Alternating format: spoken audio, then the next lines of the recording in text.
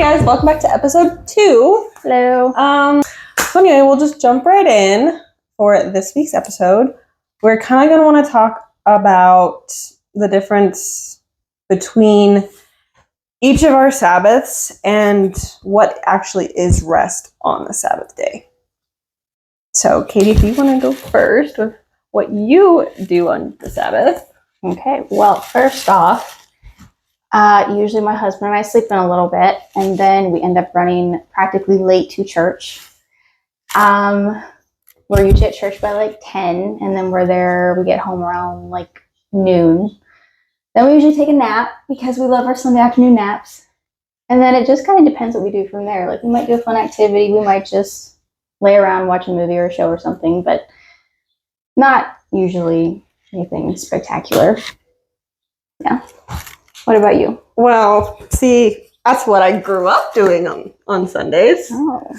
But right now, because of me being in nursing school and still working, I can really only work on the weekends. So I'm usually always at work on Sunday. So I don't really get a lot of that rest time specifically on Sunday. Usually it's a different day. But when I am at work on Sundays, I always find a little bit of time in the morning before it gets like really, really busy that I can turn on like one of the online churches that I attend service at. I like to turn on their 8 o'clock service and I watch the service if I'm able to. What church is that again? Authentic Church. Authentic Church. And that's based out of where? North Carolina. North Carolina. Okay. Yeah. Cool. I don't know. And it's really nice to kind of like, even if I'm not actually in the church, it's nice to actively, and not actively participating, it's nice to still hear the worship music, still be present for the prayers and like the talking about what they're doing. And then Pastor Bobby, who is the pastor there, he is an amazing, amazing speaker. I can always feel the Holy Spirit talking through him. And it's one of my favorite. I actually really looking forward to it now, working on Sundays, because then I can listen to That's cool. Pastor Bobby's sermons. Yeah. And I always usually feel much better after I hear the sermon. And then it like makes my work day that much better, if that makes any sense. Oh, that makes a lot of sense. Because you got fed a little bit. Yeah, fed my soul. That's right. Even if I wasn't actually feeding my soul, because I wasn't in a church. But there was something I was going to say. Oh, something I usually try to do on the Sunday, on Sundays as well, is stay off social media, stay off my phone as much as possible, because I feel like with how loud the world is, all that input going into your brain, like it's just hard to actually quiet yourself down, to actually rest mentally and not just physically. So that's something I try to implement as well. I'm not good at it, not every Sunday, but I do feel a huge difference when I do, for sure. Well, something Charlie Kirk actually said regarding the Sabbath really stood out to me, and he said that we need to trust God enough to know that it's okay for us to chill a little bit and step out of the driver's seat and let him handle it, and know that not everything depends on us. That really stuck with me a lot. Yeah, and I've tried to be really a lot better about that. Like not just on Sundays. Like when I'm in my word, in my Bible, with like my time in the morning or at night or whenever I do my time, I'm really trying to be present, to be not on my phone. My notifications are silenced. Like I try not to have any distractions. And I think that's another important thing that helps us truly find rest on the Sabbath. And the Sabbath doesn't have to be a Sunday. No. I mean, that's just kind of what modern Christians have decided. But it doesn't have to be Sunday. If you're busy on Sunday, it can be Friday, Saturday, Monday. It could be any day. And I think the Jews practice Sabbath on Saturdays, don't they? So do Seventh-day Adventists. Yeah, they do too. Yeah. I feel like there was a verse, though. Was it Romans 14? I think it was Romans that you're talking about. Let me go look there really quick. Almost 14, right? Almost 14, 5 and 6. Yeah. So one person esteems one day above another, another esteems every day alike. Let each be fully convinced in his own mind. Well, I like 6 too. He Okay. who observes the day observes it to the Lord, Mhm. and he who does not observe the day to the Lord, he does not observe it.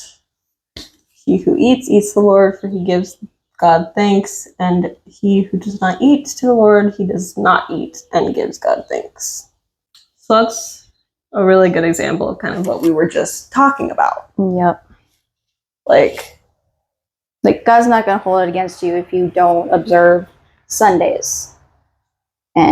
Or Saturdays, or yeah, he's not going to hold it against you if you don't observe it in a certain way. Yeah. Like, it's not supposed to be a legalistic thing. That's not what he intended it for sure. And I think a lot of times it does get kind of pushed towards more of a legalistic way. Yep, it can. And I have to watch myself on that too, because if I'm like, well, I gotta, like, the only reason why I want to turn off my phone is because, like, I feel like that's the right thing to do, but instead of doing it because, like, I want to, it's like I feel like I need to. Mm-hmm. And so then right there, my heart behind it, Your heart posture isn't correct. right, it's not even ready to fully receive that rest. See, that's kind of how I grew up too. We grew up very sheltered, very much like involved in the church. My grandfather was a pastor, and it was a legalistic thing of every single Sunday, no matter what, you don't work, you don't spend money, you don't do anything besides go to church and go home. And you went to both Sunday morning and Sunday night services. You went to Wednesday night Bible study and pretty much anything else that like the church threw on, because it was just what you did. And I think I'm going to get a little personal here, but I think that's why a lot of my cousins have stepped away from the faith, is because they felt like it was kind of almost a cult like experience. Performative in a way. No, not really performative, but they just felt it was almost like a cult feeling. Like you had to do this, you had to do that. No, that makes sense. Yeah. The other thing that I think the modern Christian also confuses is we confuse rest and laziness a lot. Yes, we do. And I know we were talking about this earlier, and I said you and I both like to keep busy. We do. And so I'm trying to think what laziness would look like for us. Well, I mean, I will definitely admit that there has been days where I'm definitely lazy. Like I don't want to get up until it's like already midday. I don't want to like do anything. I leave household chores until much later, probably than I should. Right. It can be easy to like do that. There's definitely. But would you say like you finally had the time to rest and so you took advantage of that and you were, or was it that you took more advantage of the time that you had, maybe didn't use it as wisely as you could have? Probably that one. Okay. Because I mean, there's a lot of times too where I also feel guilty if if I'm not doing something. Same. And I know that the Bible warns against like slothfulness. That idle hands are the devil's workshop. Yeah. Yeah. I think that's also like a heart posture thing too, in some ways. Because you also have to feed your body too. Like, and if your body needs rest, it's okay to have rest. It's okay. Oh, that's kind of to not constantly be on. Right. But that does kind of bring this to mind, like working out and everything. Like sometimes I am too lazy to go work out, even though I totally could, and I know it's good for my body, especially now, just getting that movement in and stuff. But if I don't feel like it, I'm not disciplined enough to go do it. That's another thing too. I feel like goes into like rest and Sabbath is discipline. Yes. Explain that further though. Well, if you're not disciplined in how you truly, I don't want to say like worship God, but like if you're not disciplined in how you approach your rest, it's going to look more like laziness than it is Intentionality. and intentional rest. Right. It's just going to look like, oh, I have a day off. I can just blow off my responsibilities, because you're not blowing off your responsibilities when you're resting on whatever day you choose to observe as a Sabbath day. You are spending time with the Lord. You're spending time with your family. You're disconnecting from the constant need to be on. Right. And that takes discipline. It does. And it takes a lot of intentionality. No, that's so true, because at times I notice myself doing this, and I had a friend actually tell me this as well, where she goes to rest, like give her body rest and everything, but then in her mind she's thinking of all the things that she has to get done and going through her to-do list, and she said it just gets to the point where it's easier to just get up and get them done because she's not getting rest after all. And instead of just being disciplined to let all that go and know it's going to be there after, like your to-do list never goes away, it's always there waiting for you, and to just let her have, or let, I'm getting my words all jumbled up, to let you yourself have that rest and stuff. I completely lost my train of thought. So what were you going to read? Well, one of the verses that came to mind was Colossians 2:16 and 17, and it says, "So let no one judge you in food or in drink, or regarding a festival or a new moon or Sabbaths, which are a shadow of things to come, but the substance is of Christ." I don't know what that means. I was just sitting there, I was like, what is that?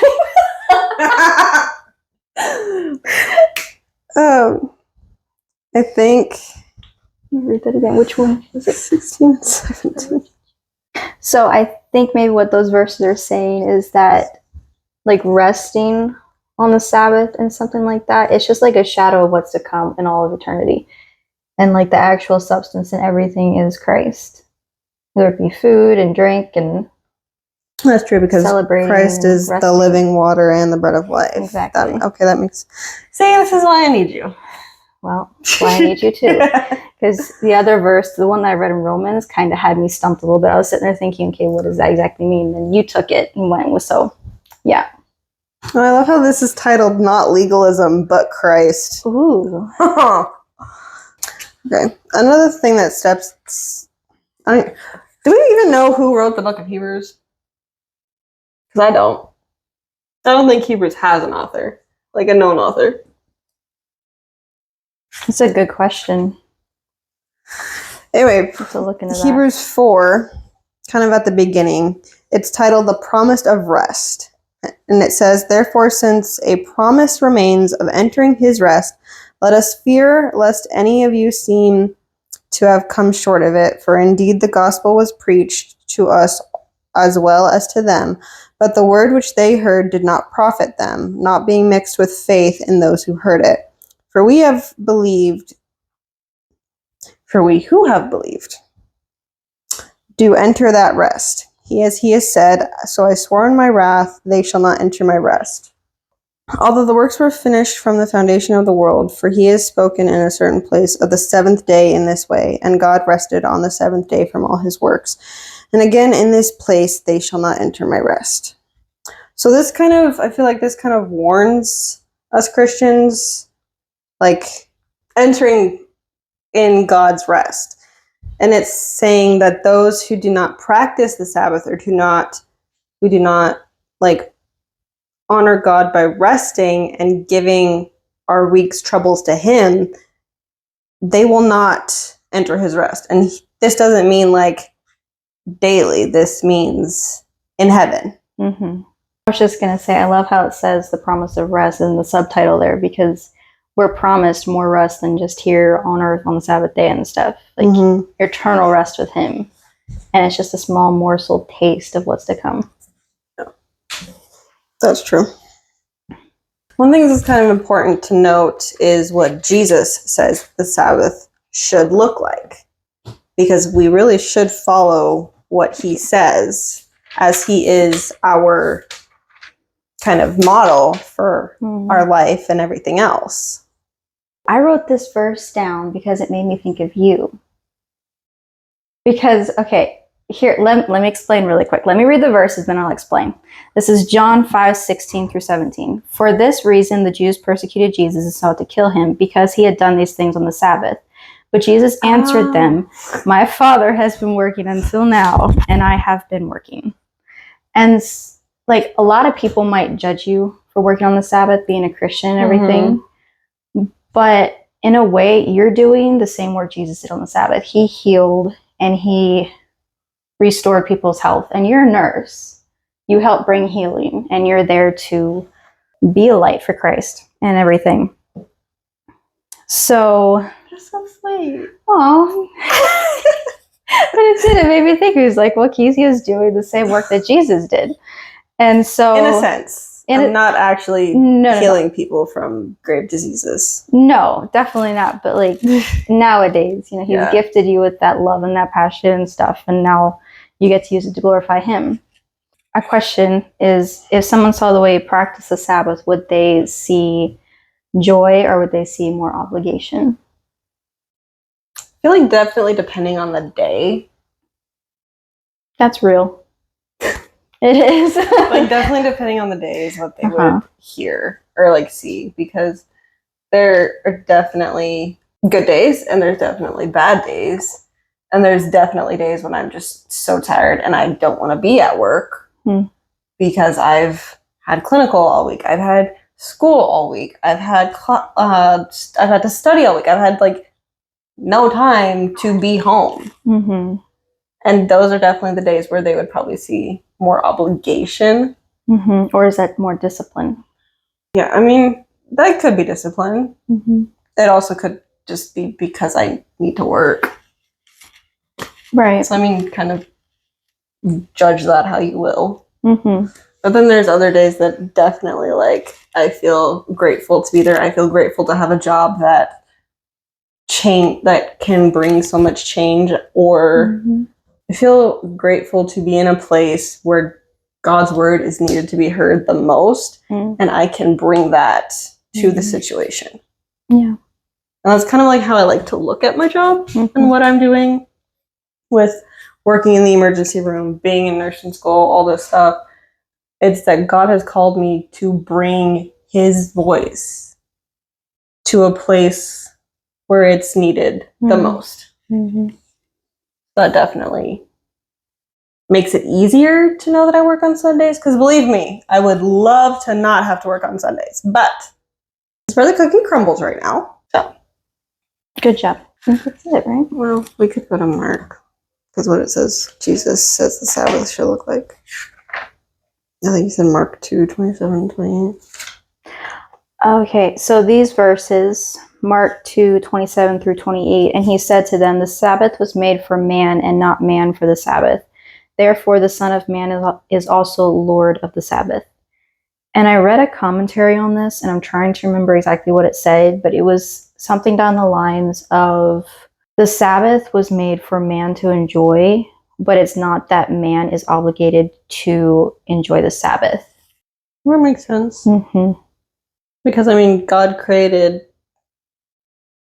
everything else before he created us. Yeah.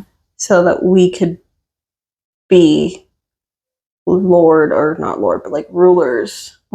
Caretakers. Over it all. Yeah, caretakers over it all. And then it says in Genesis 2:3, and on that seventh day God rested because he saw that all he had made was good. And he rested.